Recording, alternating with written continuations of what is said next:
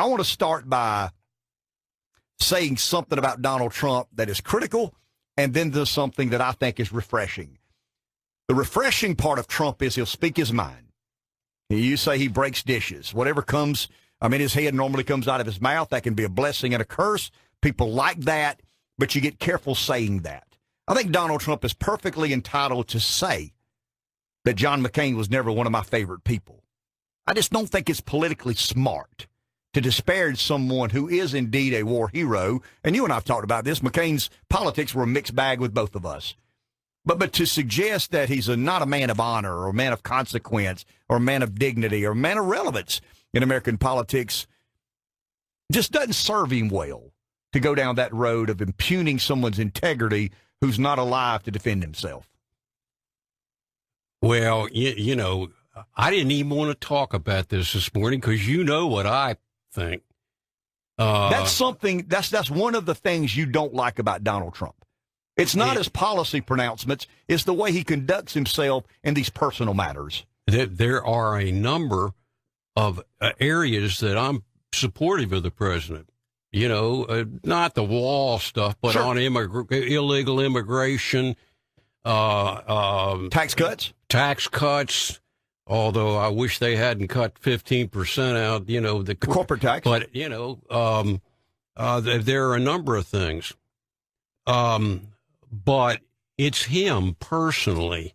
And sometimes I wonder, what on earth is the man thinking? You know, I don't think the fella has ever had a thought, something he smoked over in his mind, that he didn't make rhetorical. You know, you know, we always say, you know, in so-and-so's quiet moments, you know, they don't think that. But I think the president, I mean, this business about McCain, and, you know, like, I didn't agree with McCain on everything. Well, we thought he was a warmonger. We really thought he was more of an interventionist. You know, he and Lindsey, I mean, you know, wanting to, you know, if there was somebody they could bomb, they wanted to get started right away. In terms of wars and this kind of thing.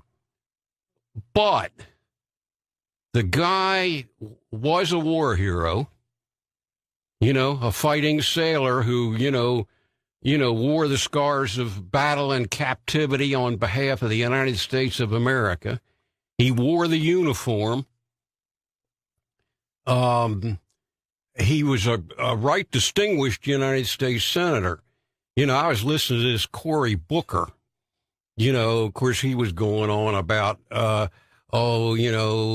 President Trump shouldn't have said it about.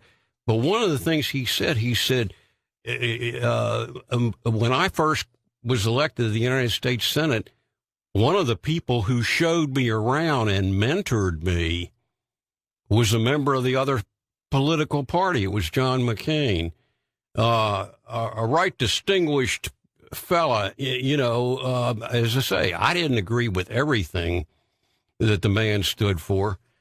But what I can't understand is why the president, I mean, to me, this is about as petty as it gets. I mean, you know. But he doesn't have any quiet moments, Doc. I mean, what comes in his head normally comes out of his mouth. Yeah.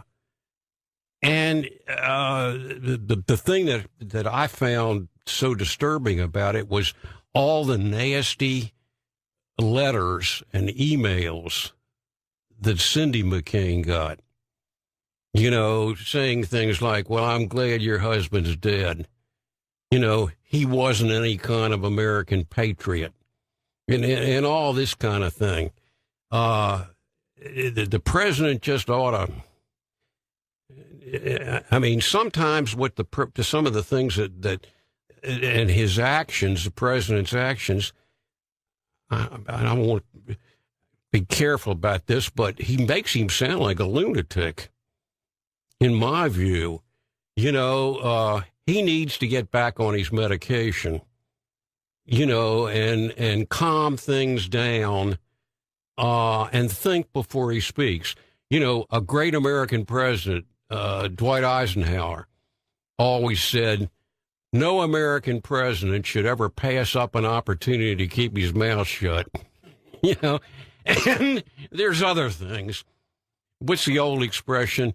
If you can't say anything good about the dead, don't say anything at all. And that's what my parents taught me. You're just going to keep your mouth shut. Keep your mouth shut if you didn't like somebody. But I want to go back to something, and this is where you and I always, we part ways.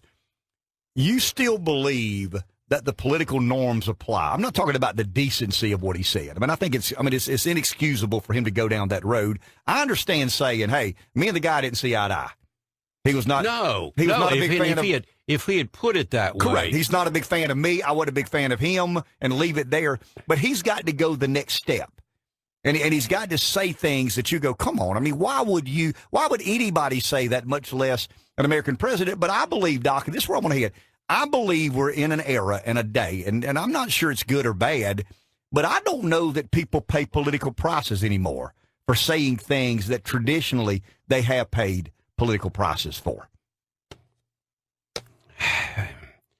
Well, you know, it's a brand new world we live in, an era in which information communication society, and it seems that, you know, nasty things said by one individual against another.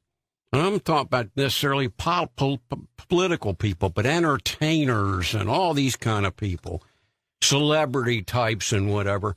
They don't seem to pay any price for it necessarily. And in days gone by, they would. And I would guarantee you that President Trump's not going to pay any price for this. At all. Matter of fact, you know, it probably, you know, to his followers and to his people, it won't even register to speak of. Matter of fact, many of them probably will say, good for President Trump. And you don't like that.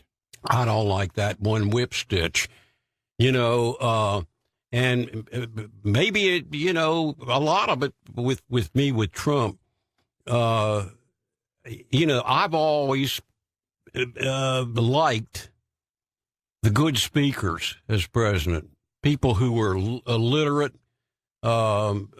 phrase makers, you know, Jack Kennedy, you know, Ronald Reagan, Barack Obama.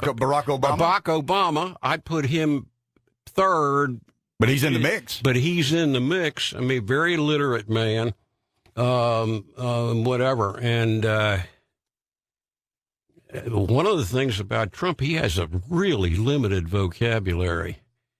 You know, now, he shouldn't be hung for that, but it does give me pause in terms, but, I mean. But he's a graduate of the University of Pennsylvania. Here's the thing about politics. You've got, if you're for somebody, you've got to like them. You know, and it's hard for you to like Donald Trump.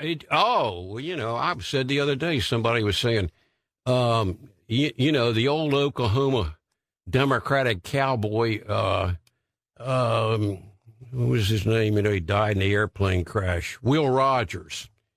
He used to have a saying. He said, "I never met a man I didn't like." Well, you know, you have to amend that and say, you know, Will Rogers never met Donald Trump. You know, but that's me. Sure, that's me. You know, I don't necessarily. I'm not necessarily against Trump. He's a strong president. He's a strong president, and he knows his mind. I mean, like this declaration of a national emergency. I don't necessarily think it's valid and whatever, and I think the courts in the end will say that it isn't. But that's something an Andrew Jackson would do. You know, that's something a Harry Truman would do. And Harry Truman, in his case, did. He seized the steel mills and whatever during the Korean War. Mm-hmm. So, you know, I'm not necessarily against Trump because he is a strong president. a lot of my problem with him is what I see is lack of character, you know. And then a lot of people see that. And you're going to hear an awful lot as we move forward towards 2020 with the president running for re-election. You know, matter of fact, one of the Democratic candidates, Pete Buttigieg, you know, who's the mayor of South Bend, Indiana, who hasn't said anything really nasty about President Trump like some of the others have on the Democratic side. But he said, he made reference to President Trump. He said, it's the porn star presidency, you know. Let's take a break. We'll be back after the break. Do want to thank CBE, Carolina Business Equipment. They're our sponsor. They're your neighbor. They're a local business, cbesc.com. Back in a minute.